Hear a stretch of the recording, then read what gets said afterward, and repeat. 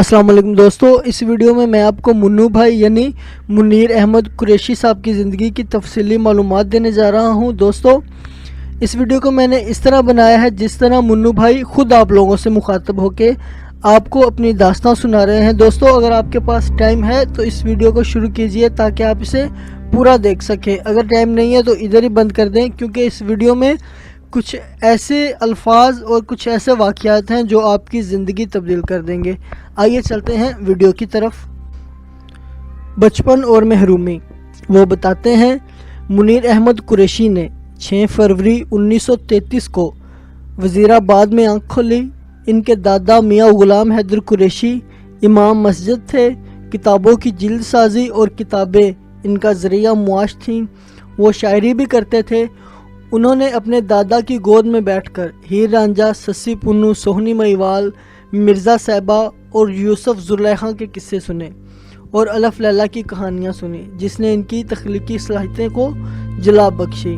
ان کے والد محمد عظیم قریشی ریلوے میں ملازم تھے، جو بعد میں اسٹیشن ماسٹر بنے۔ وہ ابھی 3-4 سال کے ہی تھے جب ان کے سخت مزاج والد نے ان کی والدہ کو تھپڑ مارا، جس سے ان کو اتنا صدمہ پہنچا کہ ان کی قوت گواہی چھن گئی اور انہوں نے عام بچوں کی نسبت بڑی عمر میں بولنا شروع کیا۔ پھر جب بولنا شروع کیا تو بولتے ہوئے لکنت ہوتی تھی۔ محلے کے لڑکے ان کے اس کمزوری کی وجہ سے ان کا مذاق اڑاتے تھے، نقلیں اتارتے اور منیر تھتھا کہہ کر بلاتے۔ منو بھائی کا شمار ان قلم کاروں میں ہوتا ہے جنہوں نے عوام کی امنگوں، خوابوں اور محرومیوں کو زبان دی۔ اب جب کہ وہ ہم سے رخصت ہو گئے ہیں تو بجا طور پر خیال آتا ہے کہ وہ جن افادگان خاک کی کہانیاں بیان کرتے تھے، اب ان کا ذکر کون کرے گا؟ اب انہیں کون یاد کرے گا؟ کہنے کو تو بڑے بڑے قلم کار موجود ہیں، لیکن منو بھائی نہیں رہے۔ میں بچپن میں خلوت نشین تھا، لیکن جب میری عمر بڑھی تو مجھے لوگوں سے ملنے جلنے اور ان کے درمیان رہنے کی ضرورت محسوس ہوئی، تو میں مختلف محفلوں میں اٹھنے اور بیٹھنے لگا۔ تب مجھے اپنے آپ میں چند تبدیلیاں کرنی پڑی۔ میں بنیادی طور پر احساس سے کمتری کا شکار انسان تھا۔ میری لکنت میرے تمام شخصیت میں بنیادی سکم تھی، چنانچہ جب تک میری یہ معذوری برقرار رہی میری شخصیت میں خلا موجود رہا۔ لیکن میں نے یوں کیا کہ میں دوستوں میں خاموش رہنے کی بجائے سب سے زیادہ بولتا تھا۔ مثال ایسا کہ اگر ایک ننگا شخص بازار میں کھڑا ہو کر ہر آنے جانے والے کو گھورنے لگے تو راہگیر اس سے دیکھنے کی بجائے نظریں جھکا کر اس کے قریب سے گزر جائیں گے، لیکن اگر وہ سر جھکا کر کھڑا ہو جائے تو ہر آنے جانے والا تسخیق آمیز نظروں سے اسے گھورنے لگے گا۔ چنانچہ میں اپنے دوستوں کو یہ موقع ہی نہیں دیتا تھا کہ وہ مجھ پر ہنسیں، بلکہ میں الٹا انہیں اپنی چرچ زبانی کے زور تلے دبائے رکھتا تھا۔ میں یوں سوچتا تھا کہ اس طرح زیادہ بولنے سے دراصل میں اپنی معذوری کو چھپا سکتا تھا، لیکن حقیقتاً ایسا نہیں ہوتا تھا۔ انسان بعض اوقات تماشا بننے کے خوف سے ہی تماشا بن جاتا ہے۔ بہرحال میں پھر ملامتی انداز بھی اپنا لیتا تھا، یعنی میں خود اپنی ذات پر تنقید کرتا تھا۔ یہی ویترا میں نے بعد میں اپنے کالموں میں اپنایا۔ یہ رویہ کچھ اس نوعیت کا ہے کہ انسان دوسروں کو ان کے برہنی کا احساس دلانے کے لیے خود ننگا ہو کر ان کے سامنے کھڑا ہو جائے۔ پھر مجھے یاد ہے کہ میں شعر اور لطیفے یاد کرتا تھا۔ میں ان شعروں اور لطیفوں کو دوسروں کی محفل میں سناتا تھا اور انہیں محظوظ کرتا تھا۔ میری یہ تمام کوششیں دراصل اس باعث تھیں کہ میں خود کو نامکمل محسوس کرتا تھا۔ میں اپنی ذات کے خلا کو پور کرنے کے لیے مختلف حلیے بہانے کرتا تھا۔ عمر کے اس حصے میں آ کر میری یہ لکنت ختم ہو گئی۔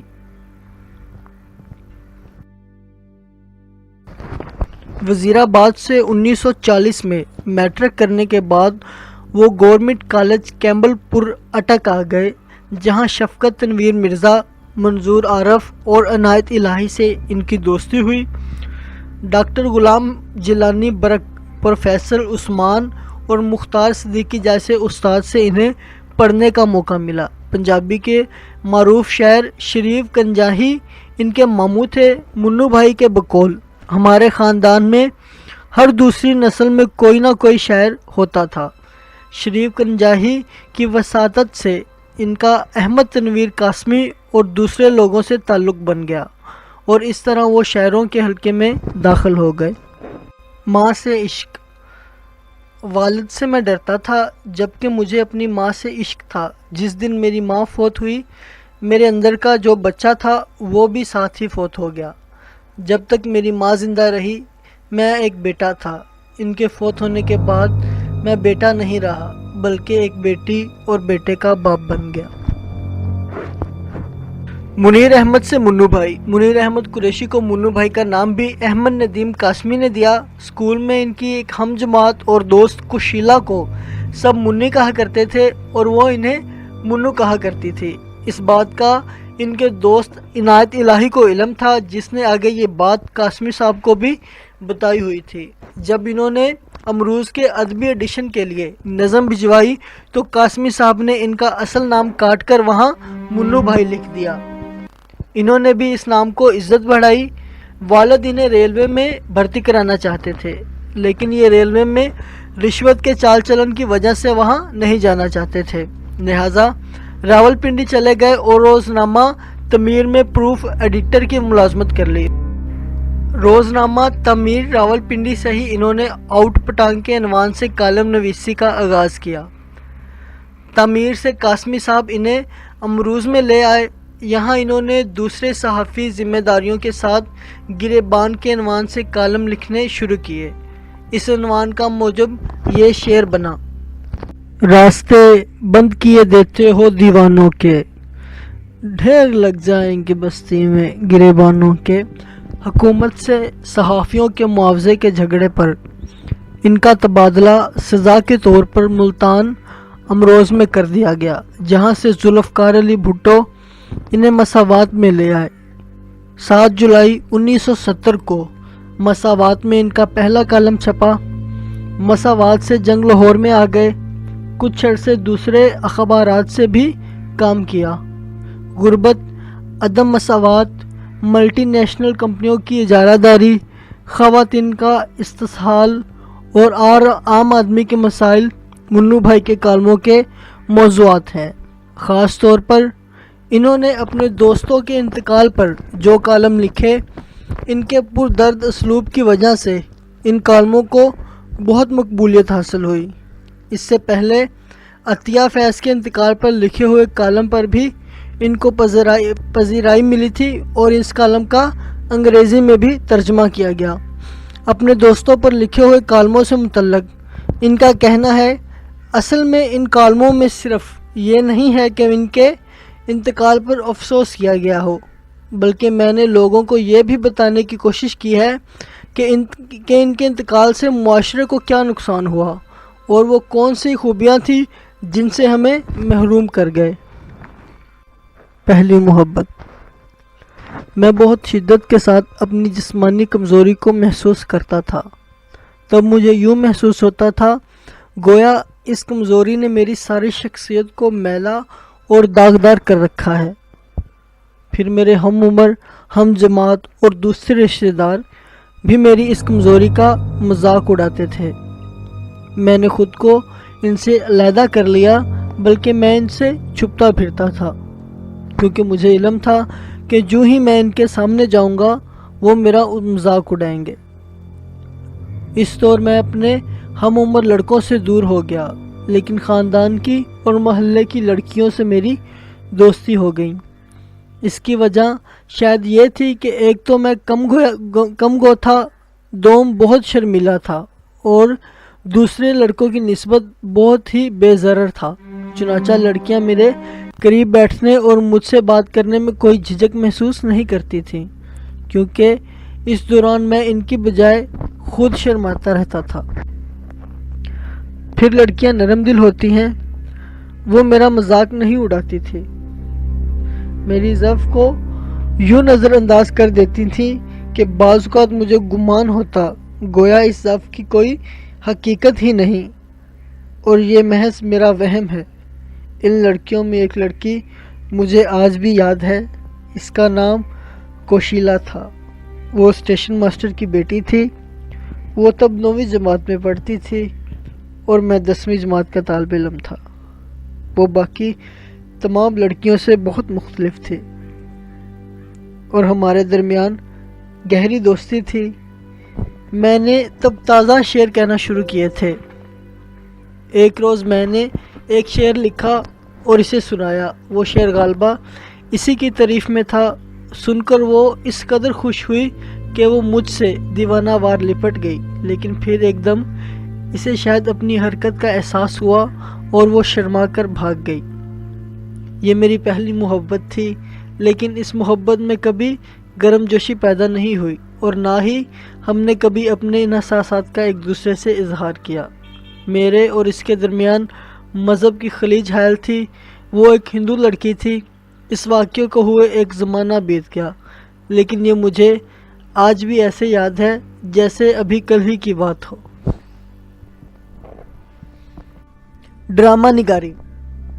ڈرامہ نگاری بھی منو بھائی کی شخصیت کا ایک معتبر حوالہ ہے۔ انہوں نے پی ٹی وی کے لیے سونا چاندی، جھوک سیال، دشت اور عجائب گھر جیسے ڈرامے تحریر کیے۔ کالم نویسی کی طرح اپنے ڈراموں میں بھی انہوں نے ورکنگ کلاس کے لوگوں کی زندگی اور مسائل پیش کیے۔ ٹی وی کے لیے ڈرامہ نویسی کی طرف انہیں اسلم اظہر لائے، جن کے کہنے پر انہوں نے 65 عیسوی کی جنگ کے موضوع پر بھی پل شیر خاں ڈرامہ لکھا۔ سونا چاندی کو ملنے والی لازوال مقبولیت کے بارے میں وہ کہتے ہیں، دراصل کسی بھی ڈرامے کی خوبی یہ ہوتی ہے کہ اس میں معمول سے ہٹ کر کوئی چیز دکھائی جائے۔ عام طور پر شہر والے گاؤں والوں کا مذاق اڑاتے ہیں اور انہیں پینڈو کہتے ہیں، لیکن اس ڈرامے میں گاؤں سے تعلق رکھنے والے 2 کردار شہر والوں کا مذاق اڑاتے تھے۔ پھر اس میں یہ تھا کہ خاتون کو مرد پر ڈومینیٹ کر کے دکھایا گیا تھا۔ یہ بھی خلاف معمول بات تھی، اس لیے خاص طور پر خواتین نے اس ڈرامے کو بہت زیادہ پسند کیا، جو اس کی مقبولیت کا باعث بنا۔ تصانیف۔ منو بھائی کی تصانیف میں اجے قیامت نہیں آئی، پنجابی شاعری کا مجموعہ، جنگل اداس ہے، منتخب کالم، فلسطین، محبت کی 101 نظمیں اور انسانی منظرنامہ تراجم شامل ہیں۔ انہیں حکومت پاکستان سے پرائڈز آف پرفارمنس ایوارڈ مل چکے ہیں۔ واقعہ جس نے کالم نویس بنایا۔ یہ واقعہ سمجھنے والے کے سینے میں ہاتھ ڈال کر اس کے دل کو جھنجھوڑ دیتا ہے۔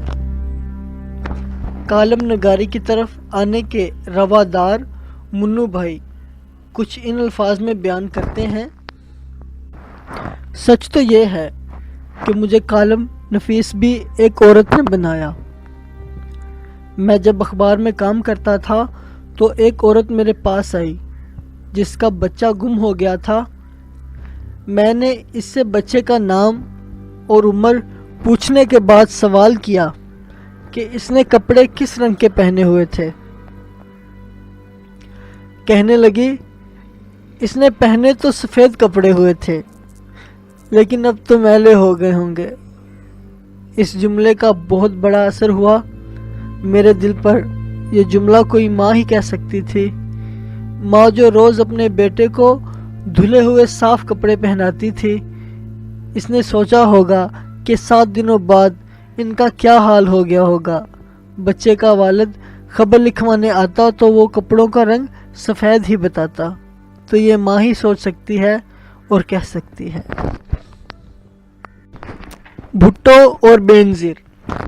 منو بھائی کا ذوالفقار علی بھٹو اور بینظیر بھٹو دونوں سے اچھا تعلق رہا۔ ان کا تاثر یہ تھا کہ بھٹو صاحب دوہری شخصیت کے مالک تھے۔ ان پر اپنے جگیردار والد سر شاہ نواز خان اور غریب ماں دونوں کا اثر تھا، اس لیے کبھی وہ اپنے والد کی طرح جگیردار بن جاتے تھے اور کبھی اپنی ماں کی طرح غریبوں کے ہمدرد۔ لیکن آخری عمر میں ماں ان کے کام آئی، جب ان کا انتقال ہوا وہ اپنی ماں کی گود میں تھے۔ بے نظیر صاحبہ تک پیپل پارٹی کا دور اچھا رہا، لیکن اب وہ والی پیپل پارٹی نہیں رہی۔ 2007 میں بے نظیر کے استقبال میں آنے والے جو لوگ دھماکے میں شہید ہوئے، انہوں نے ٹوٹی ہوئی ہوائی چپلیں پہنی رکھی تھیں، جس سے ظاہر ہوتا تھا کہ ان کا تعلق غریب طبقے سے تھا، اور وہ لوگ بے نظیر کو دیکھنے نہیں آئے تھے بلکہ اس کو یہ دکھانے اور بتانے آئے تھے کہ وہ آج بھی غریب ہیں اور انہیں آج بھی روٹی، کپڑا اور مکان کی ضرورت ہے۔ تو غریب اور مزدور طبقوں کو توقعات تھی ان سے۔ اعزازی عورت کا خطاب۔ منو بھائی بچپن میں لڑکوں کی بجائے لڑکیوں کے ساتھ کھیلتے، والد کی مقابلے میں والدہ سے زیادہ پیار تھا۔ اس طرح انہوں نے اپنے کالموں میں بھی خواتین سے امتیازی سلوک اور ان پر ہونے والے مظالم کے خلاف ہمیشہ آواز بلند کی۔ منو بھائی بتاتے ہیں، اس وجہ سے طاہر مظہر علی نے، جو پاکستان ٹائمز کے ایڈیٹر مظہر علی کی بیوی تھیں، مجھے اعزازی عورت کا خطاب دیا تھا، جو میں نے شکریہ کے ساتھ قبول کیا، لیکن میں نے انہیں کہا تھا کہ میں عورت کی طرح بچے نہیں جن سکتا، جس پر انہوں نے کہا کہ اعزازی ڈاکٹر سے علاج نہیں کرایا جاتا، یہ بس اعزاز کی بات ہوتی ہے۔ منو بھائی خواتین کے حقوق پر پرزور حامی ہیں، کہتے ہیں ہمارے معاشرے میں آج بھی عورت کے ساتھ برا سلوک ہوتا ہے، جو کہ نہیں ہونا چاہیے۔ میں سمجھتا ہوں کہ ہمارے ملک اور معاشرے میں کوئی مثبت تبدیلی آئے تو اس میں خواتین کا کردار اہم ہوگا۔ خواتین نے ہر شعبہ زندگی میں اپنی صلاحیتوں کو منوایا ہے۔